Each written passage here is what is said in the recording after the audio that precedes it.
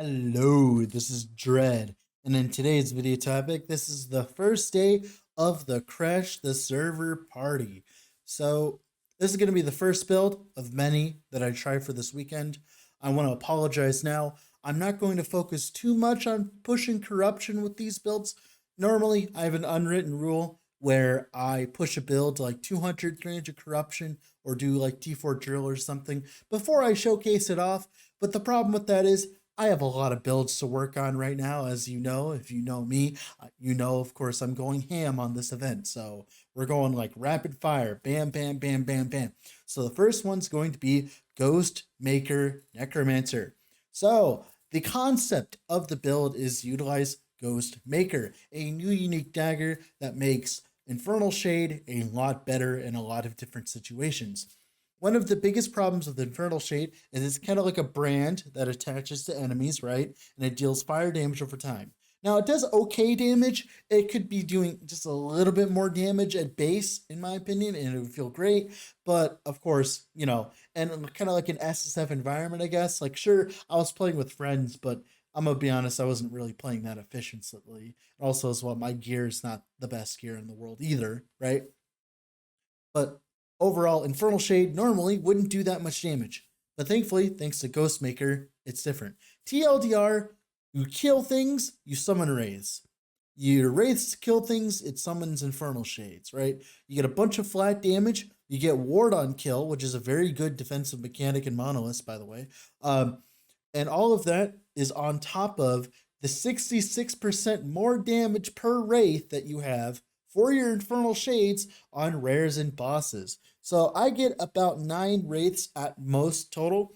That is a very large amount of damage. That's about 6 times your normal damage with Infernal Shade. Turns out Infernal Shade's pretty good when you give it 6 times its normal damage, and it just deletes rares in the Monolith like nothing. Obviously, this is with very low investment, day one gear, but overall, the build's been great. The one problem I do have is since it specifies rare or boss, if you get like profane fleshes or like the one nodes, the spires, right?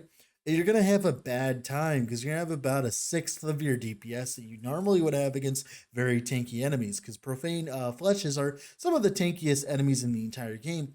So, it kind of sucks. So you know what you do? You press T, you teleport out of that zone, and then you go into a new one and get a new boss. This is actually something that they're going to be working on, is making profane fleshes not so stupid. So hopefully that comes eventually.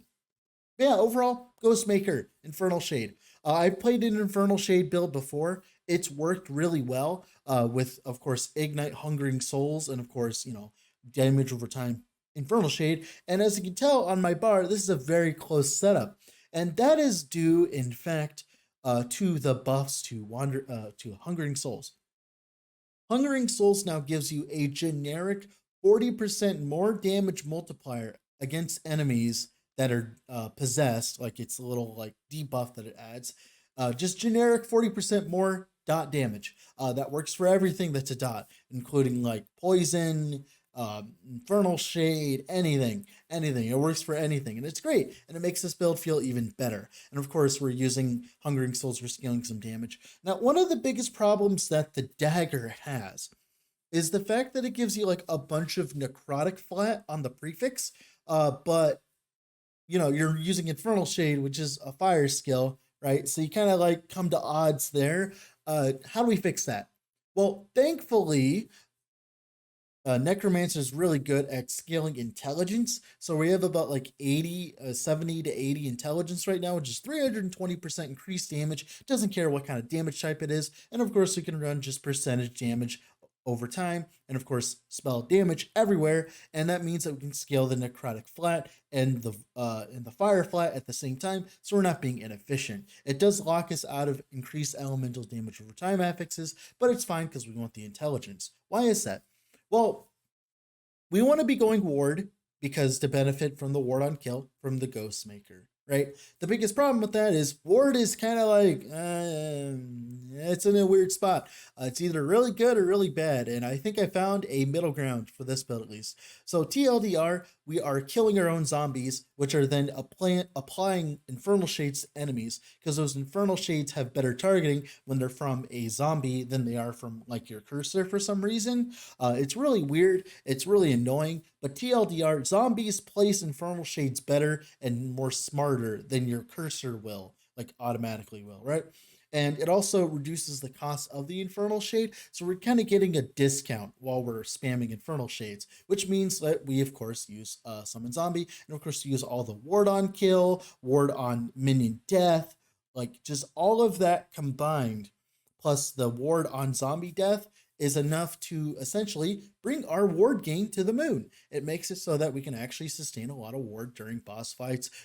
During monoliths, we're at like 2k plus ward, and boss fights were 2k plus ward. It's pretty comfy. Now, of course, eventually, when you feel like as though you're Rich Madougal, you can eventually invest into a Vessel of Strife and be even tankier. Or you could go for, of course, the gloves that give you the frostbite shackles. But I think it's better to go with atrophies for this build specifically. Now, there's one pair of gloves I wanted to use, and I believe it's called Lich's Envy. It's the set glove for the Lich's Scorn setup. And the biggest problem with Lich's Envy is it's not dropping right now. I have 8 Ashes of Mortality and 0 Lich's Envy. So TLDR, do not try to farm Lich's Envy right now. It is not dropping in the test client. Later on in the future, when you're playing after March 9th, you could probably get a Lich's Envy. But right now, you can't get it. Lich's Envy would be a lot of extra damage for free, a lot of minus mana, making our sustain a lot better. One of the biggest problems with this build is mana sustain, because we need to be pumping out wraiths on single target. For clear, we're summoning them on kill, so we can kind of just spam buttons and be fine. But on single target, we need wraiths to be up. We need maximum wraith uptime, which is kind of easy considering that we're scaling so much intelligence and minion HP on the tree. Our minions are actually very tanky, and the reason why we're scaling so much minion HP and all that is for, of course, the volatile zombie HP, which is then turned into ward, which is then turned into defenses for us. So our minions are kind of tanky anyways. But yeah, that's pretty much it for the build today. I'm just gonna go in game. We're gonna showcase stuff real quick. I'll see you guys there. Make sure to leave a like on the video. Bye. All right, here we are in game. So there's a problem. Planner isn't updated, so I'm just gonna literally just let you guys screenshot everything. So I'm just gonna like pause on certain menus and just showcase stuff. We're gonna be very quick. I don't have much time. I have so many things to test in these 10 days, so I hope you guys understand this. I have a lot of things to work on, so of course, let's go over it. Dread Shade, TLDR, more damage, refresh Infernal Shade. It feels great. All that more damage. Use it as a curse against enemies. Sit inside circle. You're good to go. All right. Summon Wraith. TLDR, just as many wraiths as humanly possible. You also want to be, of course, spamming them for as cheap as possible in terms of mana. So this just makes it so that, as we're spamming wraiths, it feels okay on single target because we get 3 wraiths per button press and we keep pressing the button. Wraiths actually last a very long time for us right now because we added a lot of intelligence and HP, so they don't health decay as much, of course, on top of this health decay. Hungering Souls, TLDR, write this here, 40% more damage over time versus possess. This is the most important thing. This is the most utilitarian thing. If you're having problems with mana, you can grab minus mana costs here and here to like make it feel a little bit less worrisome on your mana. I set up for damage because I have enough mana sustain to sustain the damage. And of course, as much damage as we want humanly possible, right? Summon Volatile Zombie, TLDR, Ward on Death, and then Infernal Shade on Death. Everything else doesn't matter. Of course, you want to get the mana efficiency, and all of this combined. This node has better targeting than just self-casting it, which is fine because we're just going to use, of course, the Ward on Death, which then, of course, gives us sustain against single target. Our Infernal Shade, damage. Eventually, we want a +2. We put an extra node into Fanning the Flames, an extra node into Wildfire, and the main node we like is this node, Shifting Doom.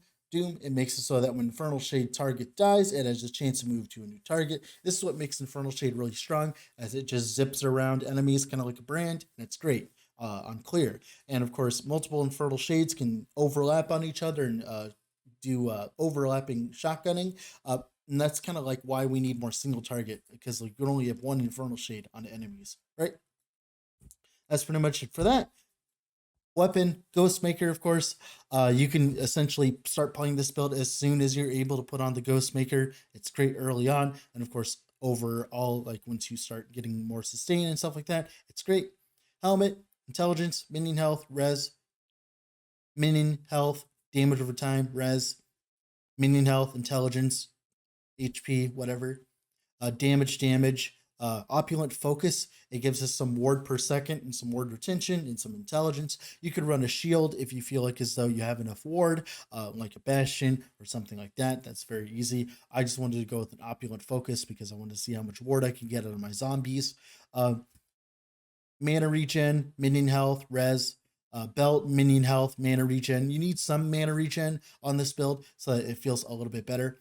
And of course, intelligence, mana regen, great. Of course, atrophy. This could be a Lich's Envy or an atrophy. We have Mark for Death, which is negative 25% res. So technically, a Lich's Envy would end up being more damage, and it'll also be better sustain because it's like a minus 10 modifier mana cost on our Infernal Shade, which then, of course, would be halved by or summon zombie. Then Dread Shade would also lose mana. So it would mean that we'd have more mana to just spam wraiths, which means that we get more damage on Infernal Shade on single target. So Lich's Envy is really strong, just isn't dropping right now. Sorry about that.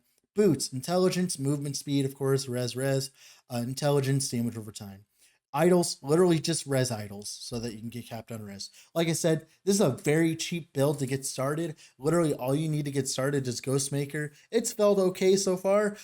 Eventually you want to invest more and more into damage, get more and more and more damage, get the plus to levels on Infernal Shade, eventually maybe swap into a health regen setup once you get all your blessings. As you can tell, I don't even have all of my blessings yet, and that's because, like I said, I've been just so busy with playing, working, testing. This is like the third build that I've tested today. We tested a different kind of Ghostmaker build, and we also tested a Spark build, which both of those kind of fell flat. Also, as well, there's been a lot of builds, a lot of bugs that's been impeding my progress, like the Lich's Envy bug where it's not dropping. So all of that combined has kind of made it really hard for me to make content. But of course, we finally got there.